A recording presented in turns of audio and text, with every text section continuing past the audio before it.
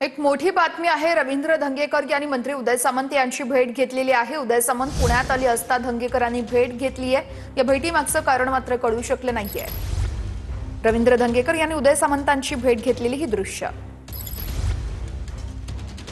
की 2 दिवसात हा वाद मिटेल नक्की कशा पद्धतीने हा वाद मिटणार आहे? स्वतः माजी आमदार रवींद्रजी धंगेकर हे आता शिंदे साहेबांना भेटलेले आहेत। माझी देखील त्यांची चर्चा झालेली आहे।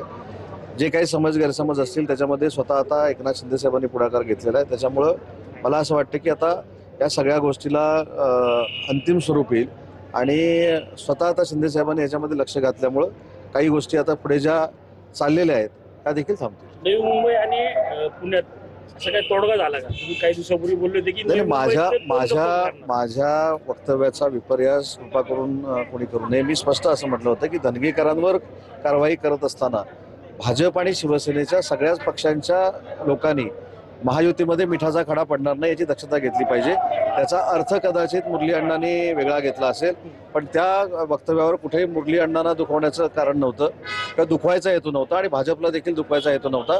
आम्ही महायुतीनंच लढणार आहोत।